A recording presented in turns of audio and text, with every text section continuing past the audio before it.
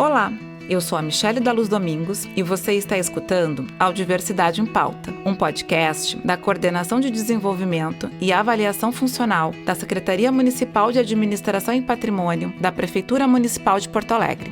Esse é o episódio LGBTQIA+, no debate público, que tem o propósito de abordar tópicos relacionados à população LGBTQIA+, evidenciando fatos, estudos, perspectivas, lutas e conquistas para uma reflexão crítica, no sentido de resistir às desigualdades e promover equidade. Agora, o diretor executivo da ONG Somos, advogado, membro do Conselho Estadual de Promoção dos Direitos de LGBT do Estado do Rio Grande do Sul, Caio Klein, aborda o tema Direitos LGBTQIA+, o que são e como surgiram. Olá, meu nome é Caio Klein, eu sou advogado, sou ativista na área dos direitos humanos e direitos da população LGBT, e hoje a intenção é a gente conversar um pouco sobre quais são os direitos dessas pessoas e como surgiu esse movimento, em busca desses direitos. Eu sou advogado, sou ativista nessa área, atuo na ONG Somos, Comunicação, Saúde e Sexualidade, que é uma organização da sociedade civil que trabalha com direitos da população LGBT e pessoas vivendo com HIV e AIDS aqui na capital há 20 anos.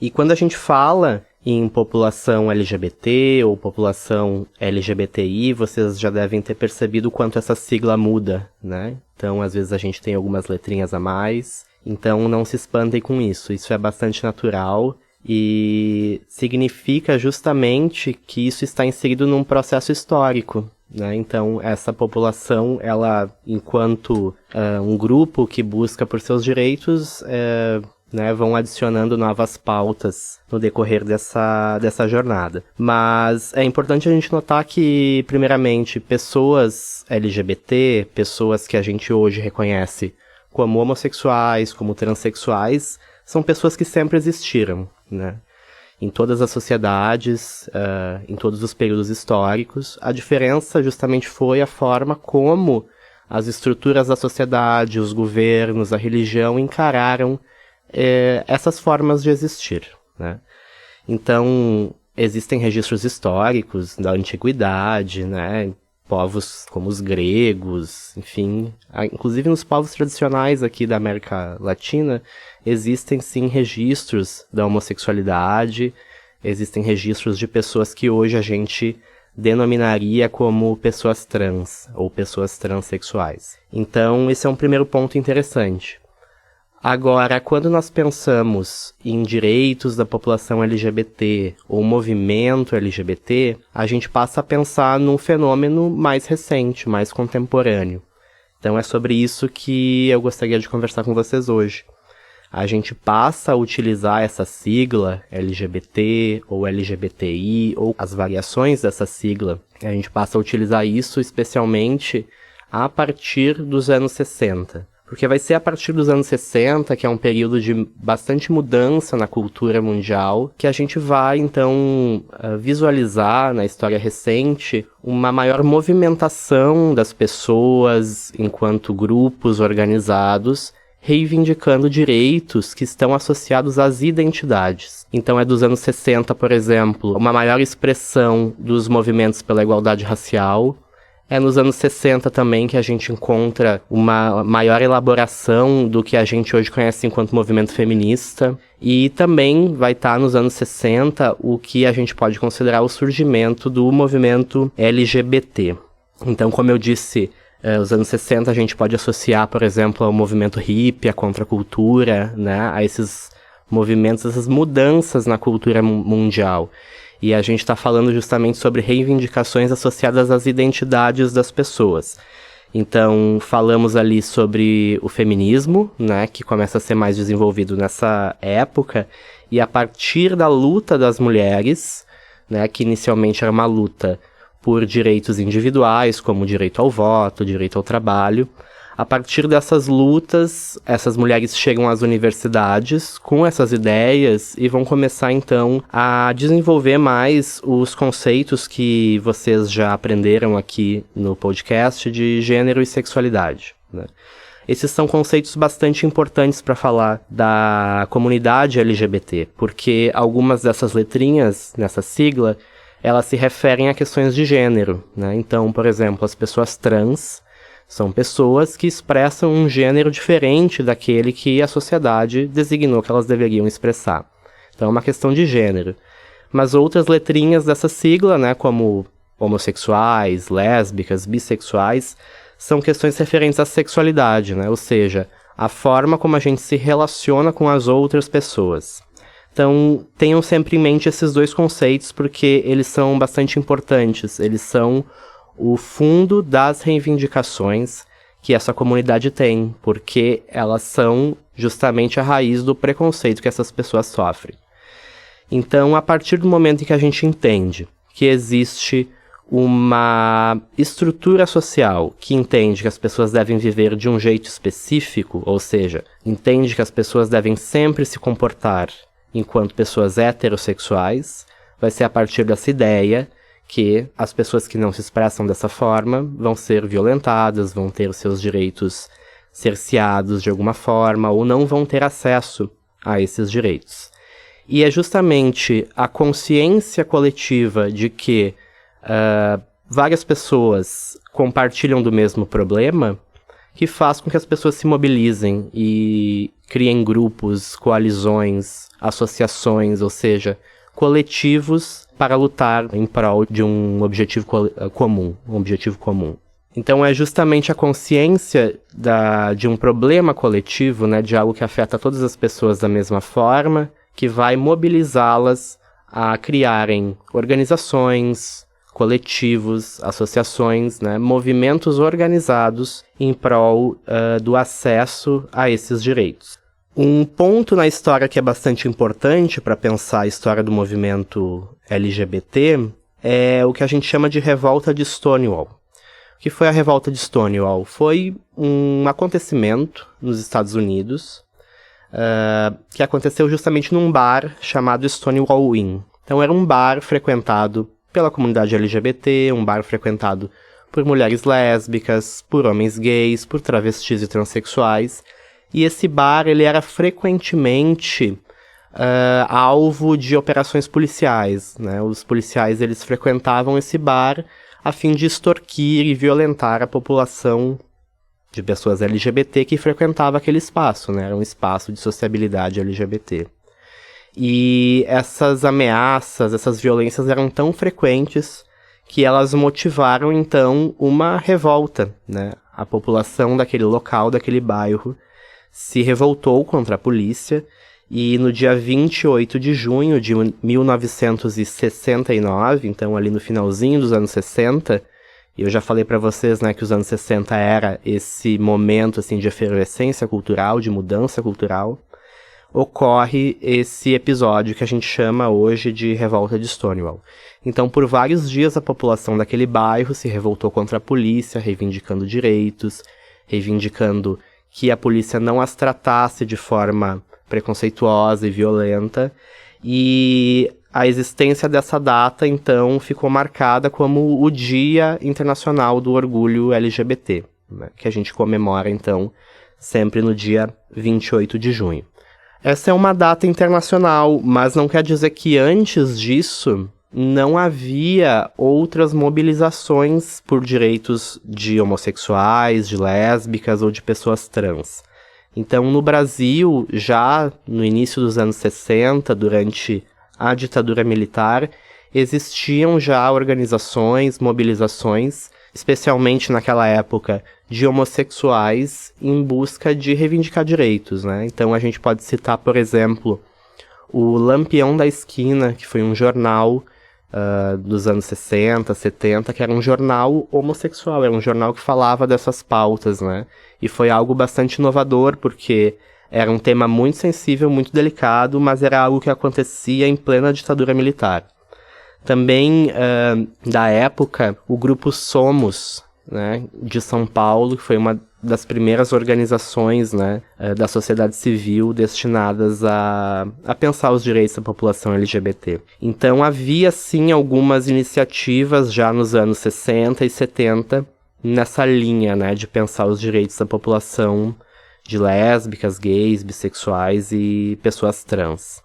Mas quando a gente pensa movimento LGBT e luta por direitos, a gente sempre tem que pensar nos anos 80 como um ponto de virada, né? O que acontece nos anos 80? Nos anos 80 surge, então, a epidemia global de AIDS. E naquela época a AIDS vitimou muitas pessoas, não havia tratamento, e a AIDS foi muito associada à população de homens gays. Então, naquela época, quando não havia, né, conhecimento científico sobre as causas da AIDS, sobre como o vírus HIV funcionava, houve também muito preconceito, né? Então, a AIDS naquela época já foi chamada de câncer gay ou de doença gay, e isso estigmatizou muito, né, a população, especialmente de homens gays e de travestis e transexuais. E naquela época muitas dessas pessoas faleceram em decorrência da doença, né, da AIDS, e isso motivou então uma maior movimentação da sociedade civil em busca de pressionar os governos para o fornecimento de tratamentos mais efetivos, mas também para a existência de redes comunitárias, né, de que as pessoas da comunidade pudessem se apoiar e se proteger, né, e compartilhar informação sobre aquilo que estava acontecendo, né. Então é nesse cenário muito triste do HIV que também se fortalece o movimento em busca de direitos para homossexuais, para pessoas trans, para mulheres lésbicas. Então esse é um ponto bastante importante quando a gente pensa a constituição de como é hoje o movimento social, né, LGBT aqui no Brasil. Mas dentro dessa reivindicação de direitos, né, quais são os direitos que essas pessoas reivindicavam, quais são os direitos que já foram conquistados e que estão sendo, né, reivindicados? Nos anos 90, aqui no Brasil, a gente percebeu um momento de certa conquista de direitos, né? Mas aqui no Brasil aconteceu um fenômeno bastante interessante. Esses direitos relacionados à população LGBT, eles foram, na sua maioria, conquistados através do Poder Judiciário. Então, considerando que a Constituição no Brasil, né, que é a regra máxima, a lei máxima na República, ela é muito firme em falar sobre a igualdade de direitos entre as pessoas, o Poder Judiciário ele começou a interpretar as demandas que chegavam justamente através desta ideia, né, de que todas as pessoas devem ter acesso iguais a direitos.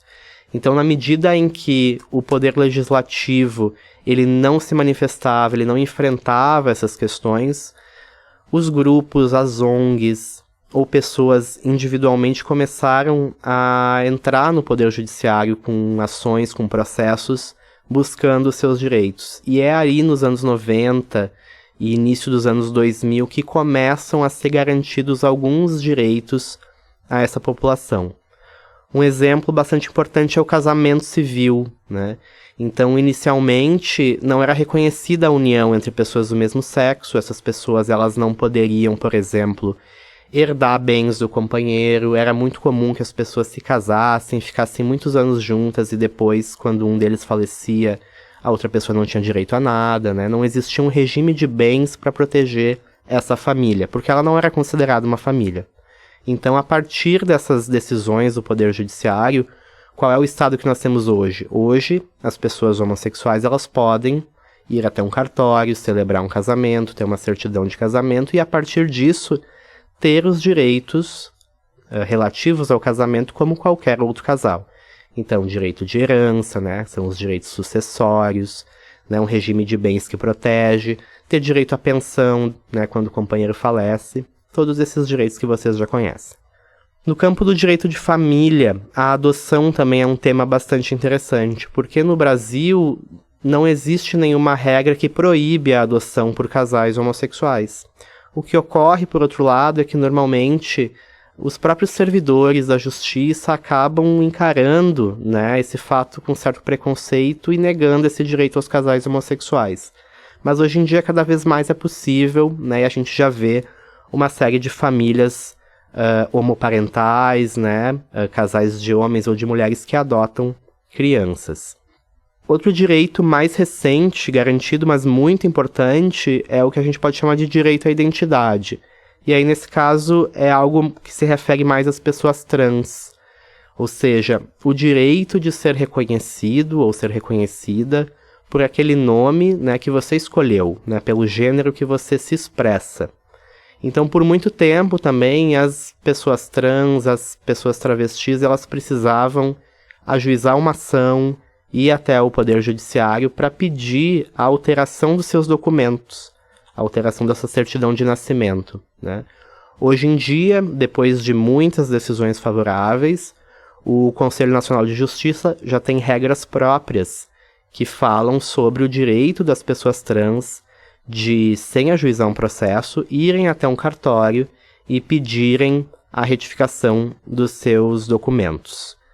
Também mais recente é a questão da criminalização da LGBTfobia. Então, recentemente, o Supremo Tribunal Federal, ele tomou uma decisão que equivale os crimes de ódio cometidos contra as pessoas LGBT aos crimes cometidos em razão de preconceito racial ou origem nacional. Então, a lei que pune os crimes de racismo, hoje em dia, por conta dessa interpretação do Poder Judiciário, ela também pode ser aplicada às pessoas que cometem crimes por motivação LGBTfóbica. Mas levando em conta, então, a existência desses direitos e todo esse desenvolvimento dos movimentos sociais nessa área, a gente pode pensar qual é o papel dos servidores públicos no acesso a esses direitos, né? Como os servidores públicos podem trabalhar para um atendimento mais humanizado e para que as pessoas LGBT que atendem possam acessar esses direitos. Então, um primeiro ponto fundamental é que todo servidor público ele tem um dever funcional de agir conforme a lei e agir conforme o princípio da igualdade. Então, é importante que a gente pense que o trabalho do servidor público ele deve sempre passar por um momento de sensibilização e de acolhimento. Então, da população em geral, muitas vezes é complicado acessar algum serviço público, alguma repartição pública, e para as pessoas LGBT pode ser mais difícil ainda, justamente pelo medo de preconceito, né, pelo medo de não ser bem recebido em uma repartição, ou em um posto de saúde, em uma escola, né? Então é importante a gente pensar nisso, especialmente em relação às pessoas trans, né? Justamente por conta dessa questão do nome, né? Como eu falei anteriormente. Às vezes a pessoa não tem o seu nome retificado no seu documento, e isso pode causar uma série de constrangimentos, né? Ao acessar um serviço público. Então é fundamental que, ao atender uma pessoa da comunidade LGBT, a gente possa tratá-la com respeito e, claro, fazendo uma pergunta muito simples, né? Que é, como você gostaria de ser chamada, né? Qual é o seu nome social? É se colocar, né, no lugar dessa pessoa, ter empatia e pensar justamente sobre isso, né? Como eu posso melhor atender aquela pessoa e concretizar o meu dever funcional, que é fornecer um serviço público àquela pessoa, né? E fornecer o acesso dela a um serviço, a um bem público. Então é bastante importante a gente lembrar desse papel do servidor público na concretização dos direitos e de como um atendimento sensível, um atendimento pensando, né, de forma mais empática, pode fazer toda a diferença na vida de uma pessoa que vai poder, então, acessar um direito, acessar um serviço público que ela precisa. Aqui em Porto Alegre também é interessante a gente lembrar que a lei orgânica, né, que é justamente a lei maior do município, que equivale à Constituição, né, pro país, a lei orgânica aqui de Porto Alegre, no artigo 150, ela tem uma regra muito interessante que fala sobre discriminação nos serviços em geral, assim. Então, foi algo bastante inovador na época, quando esse artigo foi redigido, porque ele prevê expressamente que é proibido discriminar pessoas nos serviços privados aqui na cidade por conta de várias questões, como questão racial, gênero, mas é expressamente previsto a orientação sexual. Então é algo bastante interessante aqui na capital a gente ter esse dispositivo aí previsto na lei orgânica do município. Mas enquanto servidor ou enquanto cidadão também é importante a gente saber como se portar diante de um caso de preconceito, né? E como denunciar isso. Existem uma série de instituições na cidade, organizações que trabalham com essa pauta, que podem ser acionadas. Então, quando a gente pensa a sociedade civil e controle social, a gente está pensando justamente sobre isso. Existem ONGs, existem associações que se dedicam a monitorar esses casos e a encaminhar essas denúncias. Então vocês podem procurar alguma organização como a Somos, aqui em Porto Alegre, e fazer, né, informar a existência de algum caso de preconceito, mas também procurar conselhos de direitos. Aqui no Rio Grande do Sul a gente tem o Conselho Estadual LGBT, que é previsto no decreto estadual, que é um órgão direcionado a fazer esse controle social, né, monitorar esses casos de preconceitos nos serviços públicos. Mas a gente também tem no município o Conselho Municipal de Direitos Humanos, que não é específico para a pauta LGBT, mas também recebe esse tipo de denúncia. Enquanto servidor público, é importante também pensar que esses casos devem ser informados à sua chefia, né? Então, a chefia imediata deve ser acionada quando um caso de preconceito ocorre dentro da repartição pública, ou mesmo buscar a ouvidoria geral do município, que é justamente o órgão responsável por recolher esse tipo de denúncia. Aqui no Rio Grande do Sul, a gente tem também uma delegacia especializada em crimes por intolerância. Aqui em Porto Alegre, a gente também tem a Delegacia de Combate à Intolerância, que é uma delegacia especializada em crimes motivados por ódio. Então, essa delegacia ela vai investigar crimes, por exemplo, motivados por preconceito racial, né? Preconceito, por exemplo, contra pessoas com deficiência, mas também para pessoas LGBT. Então, se você presencia uma situação de preconceito contra uma pessoa trans, uma pessoa homossexual, essa delegacia ela também pode investigar esse fato. Então a gente viu como surgiu esse movimento, como as pessoas começaram a se mobilizar em torno dessas pautas, na finalidade de reivindicar direitos, de concretizar o acesso a esses direitos, mas é importante a gente pensar que cada um e cada uma de nós tem um papel também na busca por uma sociedade mais plural, mais diversa e com menos preconceito. Espero que vocês tenham gostado, eu vou me despedindo dessa vez. E lembrem que vocês podem então acessar a ouvidoria, né, da Prefeitura de Porto Alegre pelo 3289-1200 ou pelo e-mail ouvidoria@portoalegre.rs.gov.br para encaminhar qualquer situação decorrente aí de preconceito contra as pessoas LGBT, conforme a gente conversou hoje. E a ONG Somos também fica à disposição para qualquer dúvida, qualquer esclarecimento, pelo somos@somos.org.br ou pelas nossas redes sociais. Nós somos o @ONG Somos no Instagram. Um abraço e até breve. Este programa foi realizado com suporte técnico da Coordenação de Música da Secretaria Municipal de Cultura e Economia Criativa. Obrigada a você, ouvinte, por nos acompanhar até aqui.